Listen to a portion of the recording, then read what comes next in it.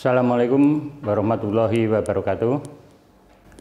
Para mahasiswa yang saya cintai, kali ini kita berjumpa kembali dengan pembahasan makroekonomi Islam yang dibawakan oleh Bapak Dr. Sri Walyoto dan saya HMY ini. Dalam kesempatan yang baik ini, mari kita awali dengan bacaan basmalah. Bismillahirrahmanirrahim. Nah, melanjutkan materi yang sudah kita bicarakan pada sesi yang dulu, maka pembahasan tentang perekonomian dan sistem perekonomian, kita masuk pada sistem di mana negara sudah berperan dalam kehidupan ekonomi. Nah, peran pemerintah di dalam kehidupan ekonomi itu biasanya ditampilkan dalam aktivitas mereka sebagai negara yang mereka mesti biasanya negara itu yang campur tangan pada masyarakat sudah menyusun apa yang disebut RAPBN, Rencana Anggaran dan Belanja Negara. Nah, RAPBN itu terdiri dari pendapatan yang berupa pajak. Intinya di Indonesia itu hampir 80% itu pendapatan negara itu dari pajak kepada masyarakat. Kemudian ada government expenditure, itu pengeluarannya, yaitu pengeluaran pemerintah kaitannya dengan hal yang sifatnya rutin, gaji upah pegawai dan kebutuhan-kebutuhan ATK dan sebagainya. Kemudian juga kebutuhan pembangunan. Sedangkan yang pengeluarannya dalam bentuk transfer payment atau pengeluaran transfer. Nah, transfer kalau sekarang ada BLT dan sebagainya, ya, ada bantuan tunai kepada masyarakat langsung, apalagi masa-masa pandemi seperti ini, maka pemerintah sangat berperan untuk mendorong bagaimana masyarakat itu tetap eksis dalam kegiatan ekonomi. Nah, oleh sebab itu, dari apa yang sudah kita sampaikan dalam pendekatan ekonominya, maka pendekatan itulah kita sebut dengan kebijakan perpajakan atau fiscal policy. Dalam pembahasan fiscal policy ini kita bagi menjadi dua, yaitu fiscal policy dengan pajak eksogen, yaitu besarannya pajak ditetapkan per kepala. Sedangkan yang kedua nanti adalah pajak endogen yang besar kecilnya tergantung besarnya pendapatan yang mereka terima. Oleh sebab itu, dalam pendekatan ini sudah kita munculkan variabel pajak, variabel government expenditure, variabel transfer payment, variabel investasi, dan konsumsi maupun saving. Oleh sebab itu, mari kita coba untuk membahas materi yang pertama, yaitu pajak eksogen.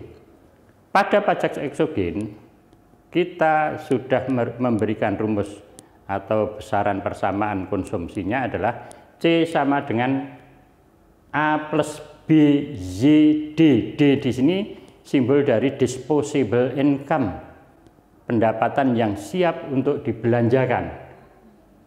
A plus B-nya itu A dan B-nya sama. Nah, besarnya A plus B Z D pengaruhnya pada konsumsi bisa kita lihat pada persamaan berikutnya ini, yaitu C sama dengan A plus B kali Z min TX plus TR, karena ZD itu adalah sama dengan Z min TX plus TR. Atau dalam persamaannya nanti akan muncul konsumsi sama dengan A plus BTR min BTX plus BZ, itu persamaan setelah ada campur tangan pemerintah.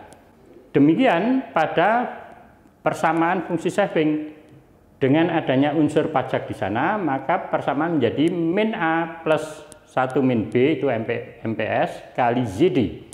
Nah, oleh sebab itu, kalau ZD-nya itu adalah juga sama dengan Y min TX plus TR, maka persamaan bisa kita rubah menjadi S min A plus 1 min B TR min 1 min B TX plus 1 min B Z. pengaruh fiskal policy terhadap keseimbangan pendapatan masyarakat jika sumber pendapatan yang barunya, jadi pendapatan setelah ada pajak, setelah ada fiskal policy, itu sekarang menjadi Y sama dengan C plus I plus G. Karena apa? Karena pendapatan itu ada unsur G-nya. G itu government expenditure, itu pengeluaran pemerintah pada masyarakat, berarti menambah pendapatan masyarakat, tetapi masyarakat mengeluarkan uang kepada mengeluarkan kontraprestasi kepada pemerintah, maka di sana balance atau sama, jadi tidak akan mempengaruhi konsumsi. Dia menyerahkan tetapi dia juga dapat. Dan ada investasi masyarakat. Ya, di sini investasi masyarakat adalah juga merupakan kegiatan ekonomi untuk mengembangkan atau meningkatkan pendapatannya, yang itulah mencerminkan tingkat pertumbuhan yang nanti secara efektif.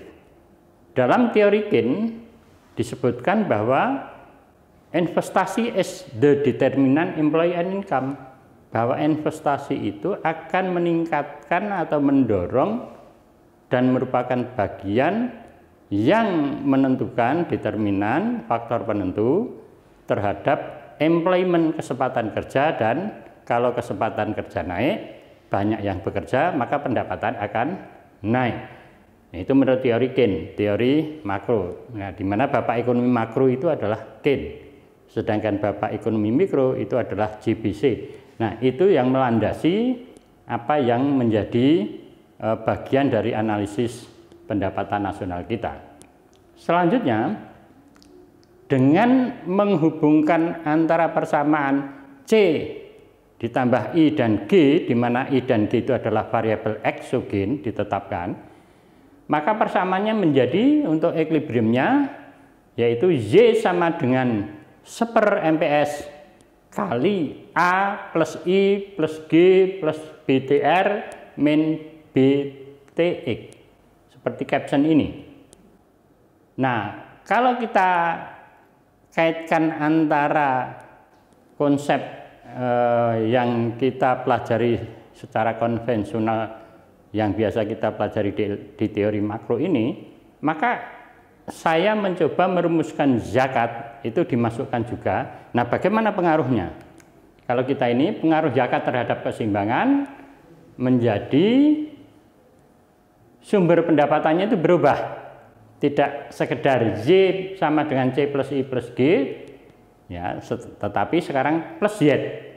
Z tadi persamaannya tetap sama, yaitu 0,025 Z, karena besarnya pajak, besarnya zakat tergantung pendapatan kita.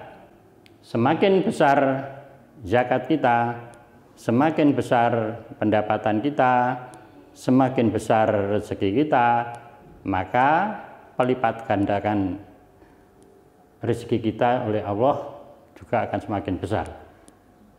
Sehingga hasilnya setelah dimasukkan unsur Z, persamaannya keseimbangan itu menjadi YEZ 1/, MPS min Z, Z kecil, kali A plus I plus G plus BTR min BTX.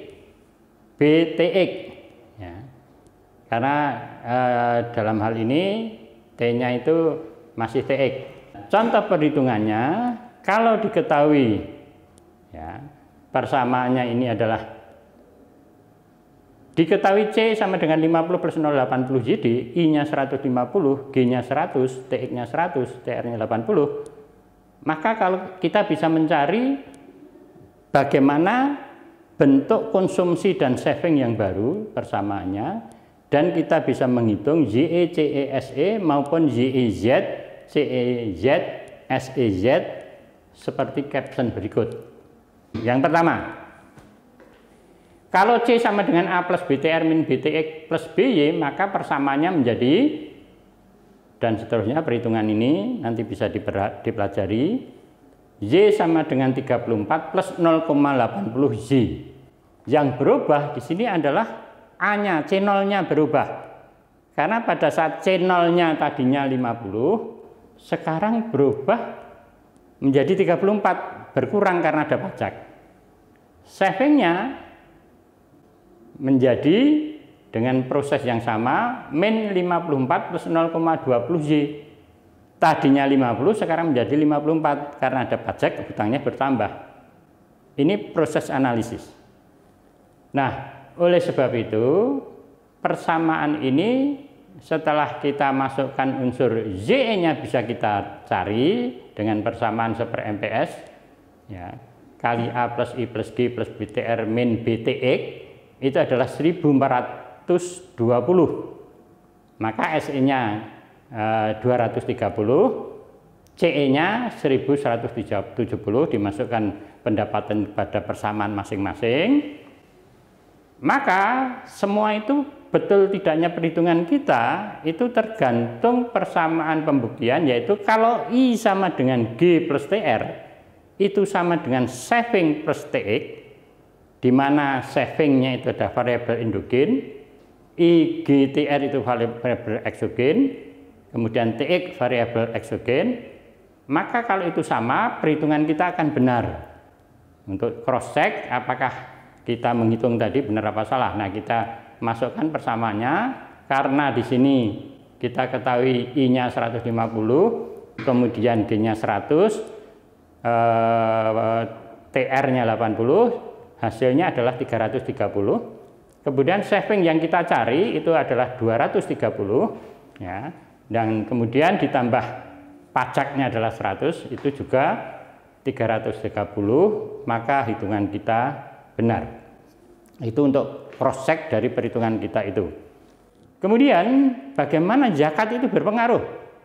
Nah, kita lihat ZZ persamaan yang kita peroleh tadi seper MPS min Z kali A plus I plus G plus BTR min BTX, yang hasilnya setelah perkalian, penjumlahan dan sebagainya, karena multipliernya tadinya 5 sekarang menjadi 5,174, setelah ada zakat multipliernya naik, maka hasilnya pendapatan kita setelah membayar zakat itu sama dengan 1470. Berarti ada kenaikan. Nah, oleh sebab itu pada saat Y bertambah karena adanya zakat, maka CEZ, SEZ itu juga bertambah. Kalau tadi CE-nya 1170, sekarang 1210 naik. Kalau SE-nya tadi 230, sekarang 240.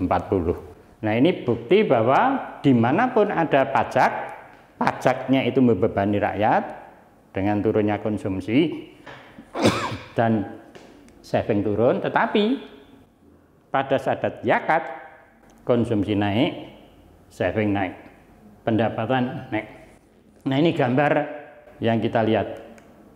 Kalau kita lihat proses di mana kenaikan perubahan pendapatan, perubahan konsumsi, saving, investasi, pajak dan sebagainya itu merupakan bagian yang akan digunakan sebagai kebijakan fiskal, maka kita bisa mempelajari untuk merubah satu kebijakan-kebijakan yang lain untuk memperoleh keseimbangan, maka kita bisa mempelajari dengan pendekatan angka pengganda, multiplier effect. Apa multiplier itu? Multiplier atau angka pengganda adalah bilangan dengan mana apabila kita ingin mengetahui besarnya perubahan pendapatan nasional equilibrium yang baru sebagai akibat dari perubahan variabel tertentu.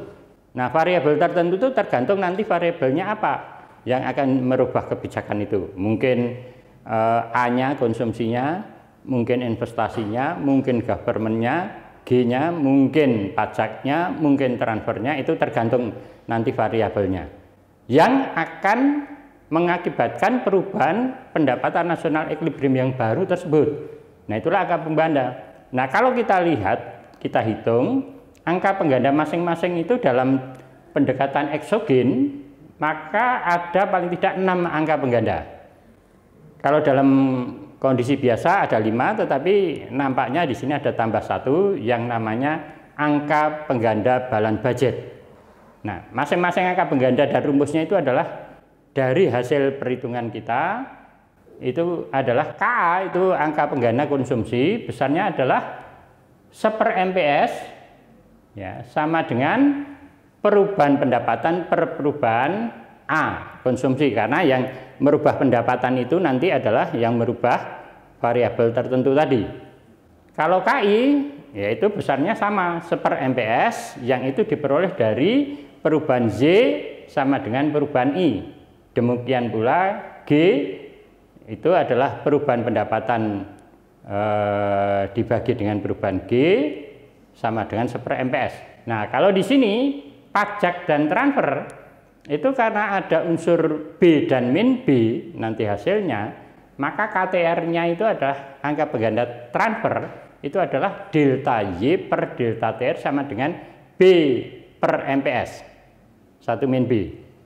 KTX adalah delta Y per delta TX sama dengan min B. Nah, karena pengaruh pajak itu negatif, ya, min B per MPS. Tetapi kalau pajak dan government expenditure itu keluarnya itu sama besarnya pada waktu yang sama, maka akan pengaruhnya itu tidak nol. Contoh, kalau pajaknya ditarik pemerintah 100, governmentnya pemerintah mengeluarkan 100, mestinya nol. Tetapi dalam kenyataannya setelah dianalisis dengan pendekatan multiplier, KB-nya itu adalah sama dengan MPS per MPS, maka sama dengan 1.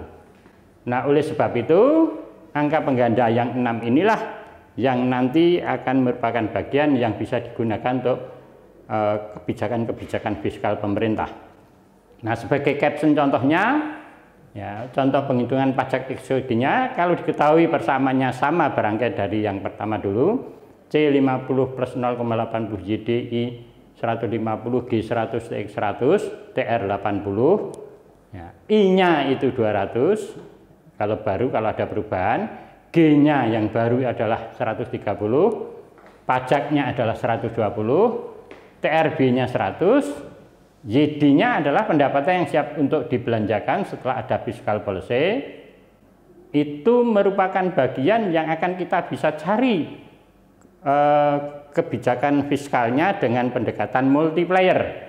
Nah, langkah untuk menyelesaikan kebijakan fiskal, dan itu merupakan kebijakan yang bisa digunakan oleh para petinggi ekonomi kita, menteri koordinator, menteri keuangan, dan sebagainya, menteri ekonomi, itu bisa menggunakan persamaan ini. Ini aplikatif, bisa diterapkan sebenarnya. Nah, yang pertama mencari delta Y-nya. Ya. Delta Y bisa dicari dengan angka pengganda investasi kali perubahan investasi, angka pengganda G kali perubahan G, angka pengganda transfer kali perubahan transfer, angka pengganda TX kali perubahan TX. Nah, akan diperoleh ZEB, yaitu ZEL. ZEB itu adalah Z atau pendapatan equilibrium baru diperoleh dengan ZEL, pendapatan equilibrium yang lama yang sudah kita hitung di depan, kemudian ditambah delta Y yang rumusnya pada nomor 1 ini. Nah, kemudian mencari CEB adalah CEL, C yang lama, plus delta C. Delta C selalu bisa kita cari dengan MPC atau B kali delta Y. Kemudian yang SEB juga sama dengan SEL ditambah dengan delta S, di mana delta S adalah MPS kali delta Y. Nah, dari persamaan ini dengan langkah yang sama, kita bisa coba, silahkan sebagai latihan dasar nanti, kalau ada apa-apa Anda bisa hubungi saya dengan WA Group, bagaimana penyelesaiannya yang paling tidak langkah-langkah matematik sudah kita sampaikan. Nah, kemudian kita masuk kepada caption pajak endogen. Nah, pajak endogen itu adalah pajaknya sekarang punya persamaan, tergantung besar kecilnya pendapatan. Kalau yang tadi pajaknya ditetapkan tanpa melihat pendapatan, kalau yang endogen ini, kalau pendapatan naik baru dibebani pajaknya naik. Ini biasanya lebih rasional kalau penetapan pajak dalam pendekatan makroekonomi atau teori ekonomi. Nah, oleh sebab itu sebagai contoh perbedaannya hanya pajaknya saja, yang lain tetap sama, maka persamaannya sekarang akan berubah untuk mencari YE, CE, SE setelah adanya fiscal policy dengan pajak endogen. Nah, persamaannya kalau kita lihat di sini, ya, pendapatan setelah fiscal policy itu dengan pendekatan pajak endogen adalah YE seper MPS plus HB kali A plus I plus G plus BTR min BT. Nah, T-nya ini adalah pajak pada saat pendapatan nol. Karena pajak pada pendapatan nol, T ini akan selalu negatif. Karena posisi masyarakat yang masih di bawah kemampuan mereka untuk mengeluarkan konsumsi karena pada tingkat BEP, maka dia mempunyai hak untuk memperoleh jaminan kehidupan yang namanya BLT, subsidi dan sebagainya itu. Oleh sebab itu, kalau persamaannya yang kita sampaikan tadi sama, hanya pajaknya yang berbeda, yaitu persamaannya tadi adalah T sama dengan min 40, ini TX sama dengan T plus HY, maka min 40 plus 0,20 Y. Nah, oleh sebab itu dengan cara perhitungan yang sama itu bisa kita rumuskan sebagai berikut. Ya, mencari C-nya sekarang berubah, yaitu MPC-nya menjadi 0,64 padahal tadi 0,80 karena beban pajak, karena pendapatan. S-nya itu menjadi S sama dengan min 26 plus 0,16 Y. Kalau tadi 0,20 sekarang menjadi 0,16. Nah, YE-nya dengan persamaan ini yaitu seper MPS plus HB kali A plus I plus G plus BTR min BT, maka multipliernya sekarang menjadi 2,78. Ya. Ini karena pembaginya itu lebih besar karena plus HB, ya, maka yang tadi multipliernya itu tinggi, sekarang menjadi turun. Kalau tadinya multipliernya itu adalah paling tidak sama dengan 5 kali, sekarang hanya 278. Yang hasilnya 1101.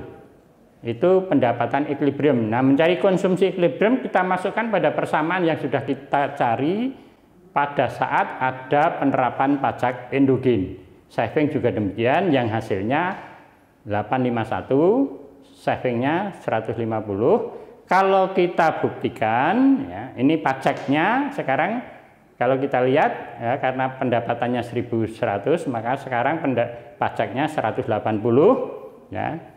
Sedangkan keseimbangan yang nanti kita buktikan akan menunjukkan, baik nanti dibuktikan bahwa I plus G plus TR sama dengan S plus TX pada saat TX-nya di mana 180.